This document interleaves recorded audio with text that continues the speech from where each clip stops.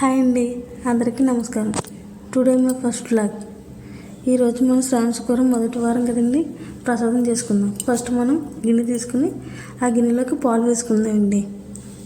తీసుకున్న తర్వాత ఈ గిన్నెని మనం స్టవ్ మీద పెట్టి మరిగిద్దామండి పాలని.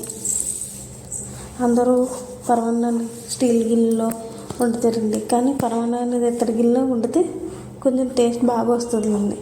తర్వాత ఈ పాలలో మనం కొంచెం వాటర్ వేసుకుందామండి, లేకపోతే పాలు మరీ బాగా చిక్కగా ఉంటుంది పరమాన్నం. కొంచెం వాటర్ వేసుకుందామండి. తర్వాత మనం పాలు మరుగుతాయి కదండి, ఒక పొంగు రానిద్దామండి. చూసారు కదా, ఒక పొంగు వచ్చిన తర్వాత మనం ముందుగా కడుక్కున్న బియ్యాన్ని వేసేద్దామండి. మనం బియ్యం కొంచెం కొంచెంగా వేసి తర్వాత మనం గరిటె తిప్పుదామండి, లేదంటే వంటలోగా ఒక దగ్గర ఉండిపోతుంది బియ్యం అనేది.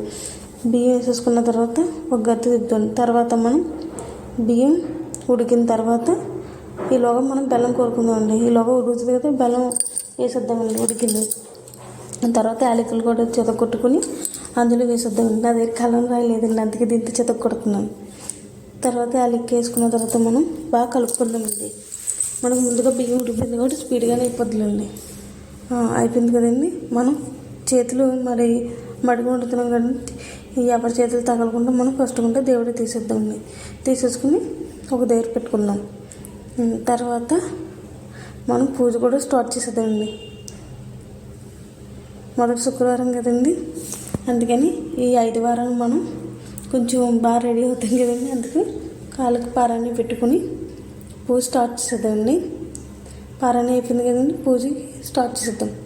చూసారు కదా, అమ్మవారికి ప్రసాదం పెట్టాం, తాంబూలం ఇచ్చాం, దీపం వెలిగించాం. చూసారు కదా, హారతి కూడా ఇచ్చేస్తానండి. నా పూజ కూడా ఈరోజు చాలా బాగా జరిగిందండి నాకు. చూసారు కదా, అమ్మవారికి హారతి కూడా ఇచ్చేసి ఆ హారతిని అమ్మవారికి ఇచ్చి తర్వాత మనం కళ్ళకు అద్దుకుందామండి. చూసారు కదా, ఇదండి నాది ఇలా జరిగింది పూజ. మరి చూసారు కదా, నా ఇంట్లో ముగ్గు ఎలా ఉందండి, బాగుందండి. నాకు ఈరోజు పూజ చాలా చాలా బాగా జరిగిందండి. మీకు కనుక ఈ వీడియో నచ్చినట్లయితే లైక్ చేసి షేర్ చేసి సబ్స్క్రైబ్ చేయండి. అంతేకాకుండా కొంచెం నన్ను సపోర్ట్ చేయండి. Thank you, bye.